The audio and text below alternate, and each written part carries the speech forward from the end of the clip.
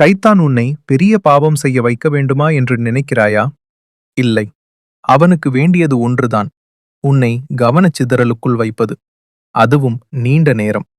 அல்லாவை மறந்துவிடும் வரை, நமாஸ் தள்ளி போடும் வரை, சிந்திக்க வேண்டிய நேரத்தில் ஸ்க்ரோல் செய்வது வரை, மெல்ல மெல்ல விலகிக் கொண்டே போகும் வரை, நீயே உணராமல். இதுதான் இந்த காலத்தின் ஆயுதம். வாள் இல்லை, படை இல்லை, ஒரு ஸ்கிரீன், ஒரு பாடல், ஒரு சீரியல், ஒரு ஸ்க்ரோல். கஃப்லா, ரிலாக்ஸ் என்று மறைத்து காட்டப்படுகிறது. இப்னு அல் கையிம் ரஹிமகுல்லா தெளிவாக சொன்னார், இசையின் மீது உள்ள காதலும் குர்ஆனின் மீது உள்ள காதலும் ஒரே இதயத்தில் சேர்ந்து இருக்காது. ஒன்று மற்றொன்றை மாற்றிவிடும். இன்று உன் கவனத்துக்காக ஒரு போர் நடக்கிறது. பலர் அதை உணராமலே தோற்றுக் கொண்டிருக்கிறார்கள்.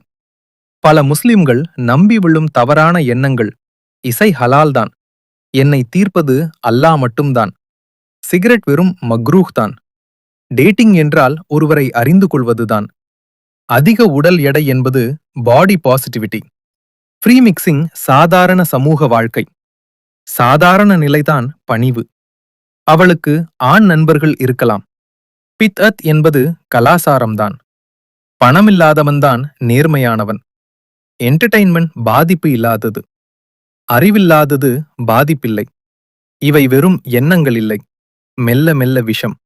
அறாமை சாதாரணமாக்குகிறது, பர்தை விருப்பமாக்குகிறது, ஆகிரத்தை தொலைவில் இருப்பது போல காட்டுகிறது. உன் நாளை நேர்மையாகப் பாரு. அல்லாவுக்காக எவ்வளவு நேரம், கவனச்சிதறலுக்கு எவ்வளவு நேரம், உன் இதயத்தை வடிவமைப்பது எது? விழித்துக் கொண்ட முஸ்லிம் ஆபத்தானவன். தூங்கிக் கொண்டிருக்கும் முஸ்லிம் எளிதில் கட்டுப்படுத்தப்படுவான். உன் ஆசைகளின் அடிமையாகாதே, அல்லாவின் அடிமையாகு. ஏனெனில் மிகப்பெரிய இழப்பு இந்த உலகை இழப்பது இல்லை. நான் என் வாழ்க்கையை வாழ்கிறேன் என்று நினைத்துக்கொண்டு ஆகிரத்தை இழப்பதுதான். இதை சேமிக்கவும், இதை கவனச்சிதறலில் மூழ்கியவர்களுக்கு பகிரவும் நான் அல்லாவை தேர்வு செய்கிறேன் என்று கமெண்ட் செய்யுங்கள்.